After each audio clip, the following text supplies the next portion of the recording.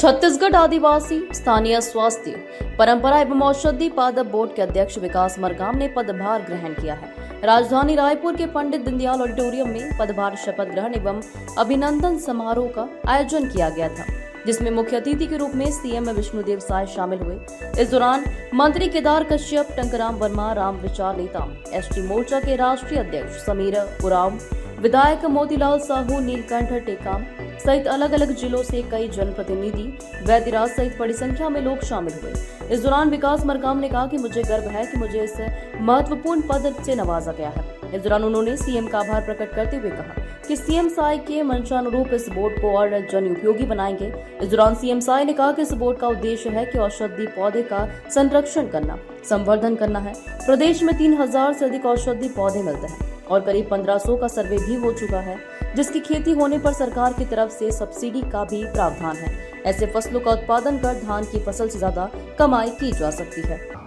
जिन्हें पदभार ग्रहण किया नए दायित्व का, तो उनको बहुत बहुत बधाई है, बहुत बहुत शुभकामनाएं हैं। और हमारे प्रदेश के कृषि आदिम जाति कल्याण मंत्री श्री रामविचार नेताम जी, हमारे प्रदेश के वन मंत्री श्री केदार कश्यप जी, राजस्व मंत्री श्री टंकराम वर्मा जी, हमारे सांसद, विधायक और निगम मंडल के नवनियुक्त अध्यक्षों की उपस्थिति में आज ये पदभार ग्रहण समारोह संपन्न हुआ। हम श्री विकास मरकाम जी को बहुत बहुत बधाई और शुभकामना देते हैं। एक लंबा अनुभव उनका काम करने का है।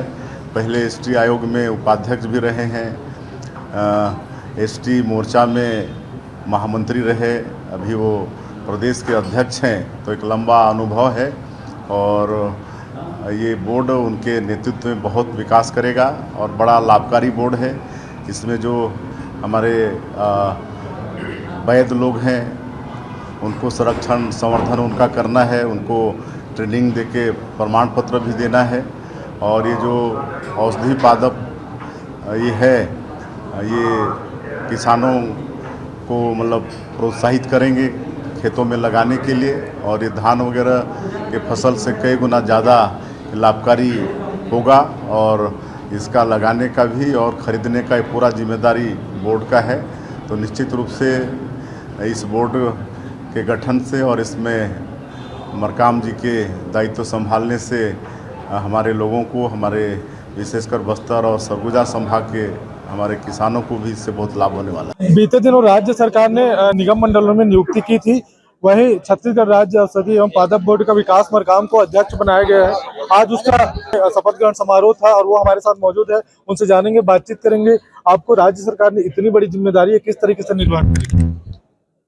छत्तीसगढ़ आदिवासी स्थानीय स्वास्थ्य परंपरा एवं औषधि पादप बोर्ड में मुझको जो महत्वपूर्ण जवाबदारी माननीय विष्णुदेव साय जी ने और प्रदेश नेतृत्व ने प्रदान किया है, उसके लिए मैं सबसे पहले उन सबको, अपने प्रदेश नेतृत्व को धन्यवाद देते हुए आभार व्यक्त करना चाहता हूँ। आप अनुसूचित जनजाति आयोग में पहले भी लगातार काम करते रहे, प्रदेश के अलग अलग हिस्सों में आप घूमते हैं, कितनी संभावनाएं लग रही इस बोर्ड में, किस तरीके के काम होते हैं? क्योंकि आप मन से कह रहे थे कि अधिकांश लोगों को नहीं समझ आ रहा है कि इसमें क्या काम होता है, किस तरीके के काम होता है और क्या संभावनाएं है छत्तीसगढ़ के? लोगों को औषधि पादप बोर्ड से जोड़ना, उनको औषधि पादपों के बारे में जानकारी देना और उनको बताना इसकी खेती करने से कितना लाभ होता है। आज जरूर हम उन किसानों तक नहीं पहुंच पाए हैं, लेकिन हमारे इस बोर्ड का पूरा ध्यान उसी तरफ रहेगा।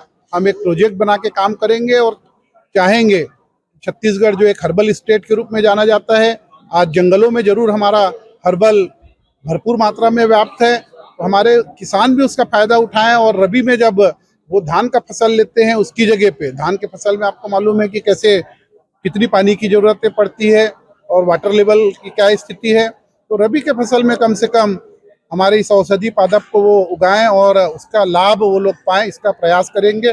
और जन जागरूकता के माध्यम से पूरे हमारे किसानों को हम जन जागरूक करेंगे। भैया, आप मन से कह रहे थे कि मॉडल गौठान बनाने की बात कह रहे थे, वो किस तरीके से आगे होगा? गौठानों की जमीन जो है वो औषधि पादप बोर्ड को हमको प्रदान करे, मैंने मांग किया।